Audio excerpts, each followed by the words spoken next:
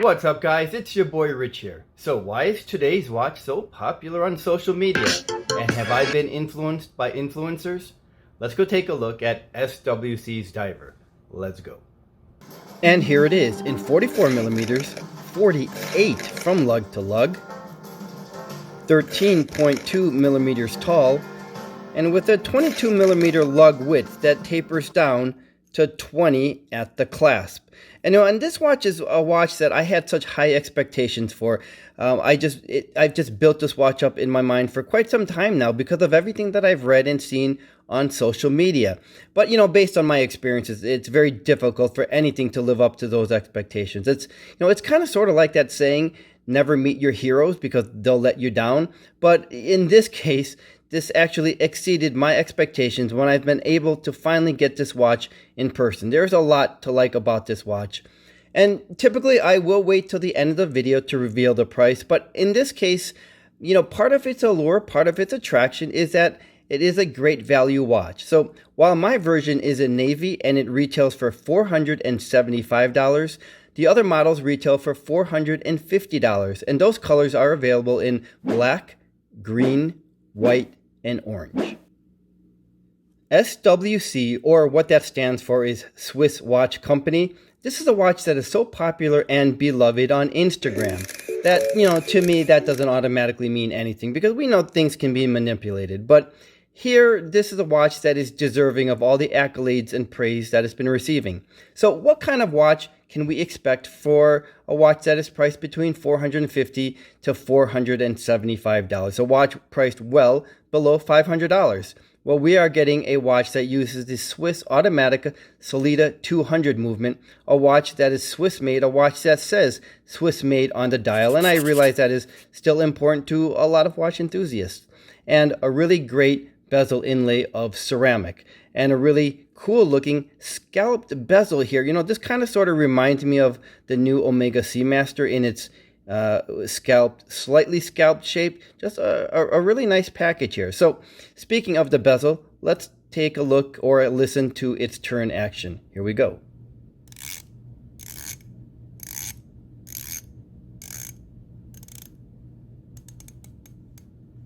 It kind of sort of sounds like it's on steroids. Really well done, and next to no backplate. Just a well-crafted watch here. While I wanted to point out that the ceramic inlay, to me, why that's important is because SWC divers really hit the floor running. They really got out of the gates quickly, especially for a first watch made by this company. But this company's actually been around for a really long time, and we'll get to that in just a minute. But typically, a new watch, especially one that is priced at this price point, we'll start off with perhaps something like a mineral crystal. This uses a genuine sapphire crystal or an inferior movement and a different type of inlay, perhaps something like aluminum. And then, if it's successful, their next launch will have these upgrades. But here they started off, I think, doing it right out of the gate. So, there's just a lot to like about this watch. So, while this is SWC's first go around with a watch, this company, Swiss Watch Company, has actually been around for a really long time, since 1995. And even prior to that, the owner, Steven Romer, has been in the watch game for decades and has worked for some of the best known watch brands. But instead of me touting or giving all of Steven's credentials, let's hear from Steven directly. In the Swatch group, I worked for Omega, Longines, Rado, Tissot, Mido, Certina, Hamilton. Those were the brands I did quality assurance for. My 37 years of experience and passion in the Swiss watch industry helped me design and manufacture the perfect diver's watch. So it's easy to see why this watch is so well made. Steven's just been in the game for a really long time. He knows what to do and what to expect, and he put his best foot forward right away, and his son Josh Romer is actually helping him with the marketing and promotions of his watches. So when he reached out to me for my thoughts on this watch, I was very excited about it, and I'm so glad that he did, because there's just a lot to like about this watch. The finishing is done in brushed and polished, and they did a nice job with the finishing. And one of the things that I'm really appreciative for, especially for a dive watch, is as much as I like oyster bracelets, they did not go the oyster bracelet route. Instead, they came up with something really a lot more creative and original with this bracelet. It's brushed, and then it has polished accents with the center links. I believe there are some Seikos that might remind you of, but certainly not a lot. This is, I think, to me, a much more unique type of bracelet with a really great and very unique overall package.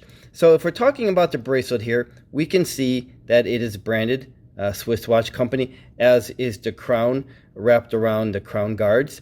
So the bracelet does not have a diver's extension, but for me, since I am a desk diver, that is a non-issue to me. But it is a very comfortable bracelet, and probably something that we've heard a lot about. It does secure rather easily and snaps into place really nicely. So, I think this watch could also probably look pretty cool on a silicone strap, but I am really liking this bracelet a lot. I think it's really comfortable and adds a much more unique look to this overall watch. I think they did a really nice job of making a 44mm watch fit even a smaller wrist, including my 6.5-inch wrist. As you can see, no part of the watch jets past my wrist bone, and that's because of the very short 48mm lug-to-lug distance here. So, a very wearable, very enjoyable watch that I think wears really nicely on me. It is certainly very comfortable.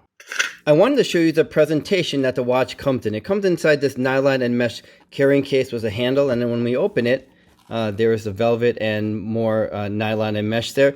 And what this reminds me of, it reminds me of the carrying case that we used to carry our CDs around in. And for those of us who are only familiar with streaming, this is the kind of case that we used to carry around our CDs. And it's just another fun and actually thoughtful case here because of its thin profile. It's actually pretty convenient for travel. So let's return to the solid case back where we had a glimpse of it earlier when I had the bracelet open, because it is a good one, and it is oil pressed with a hydraulic stamp and not laser etched, and that adds a nice texture to it. This, according to Josh. All I know is this is really attractive and a really nicely detailed solid case back. I think the case back is just another wonderful example of just how well thought out and well conceived this diver's watch is. It is clearly developed by someone and created by someone who's been in the industry for a long time, and again, that is Steven. This is not a watch that was created overnight by a recent graduate who decided to jump on the booming micro brand bandwagon. There was just a lot of thought and quality that has gone into this watch. So I was really impressed by the case back, as I am with the dial. And one of the first things that drew my attention about this watch is that logo. I'm still not sure what it is. I think my first impressions were that it was maybe some kind of alien or an old-fashioned TV with an antenna. Either way, I just think it is really cool and a really fun logo. And in the center of the dial, we see this square with these ribbed lines. Here, I'll show you what I mean. So I'm sitting here looking at you in the section where that square is. So let's return back to the watch. So right here, again, right in the center of the dial here, it's just a really cool subtle detail there.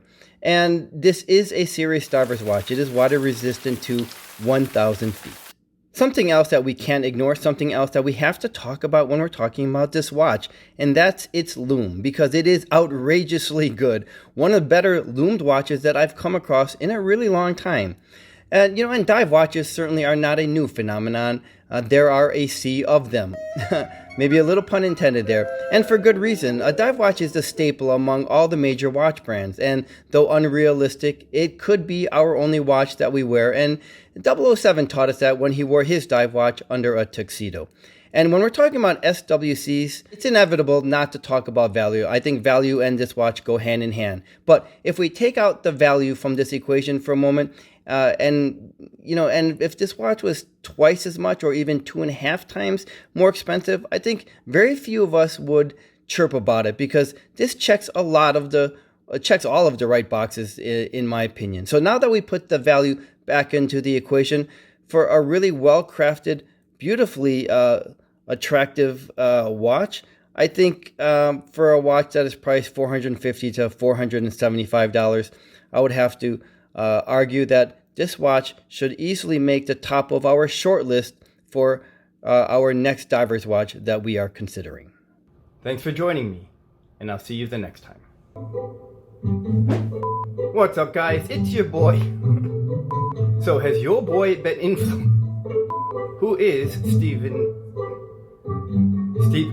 Stephen Romer?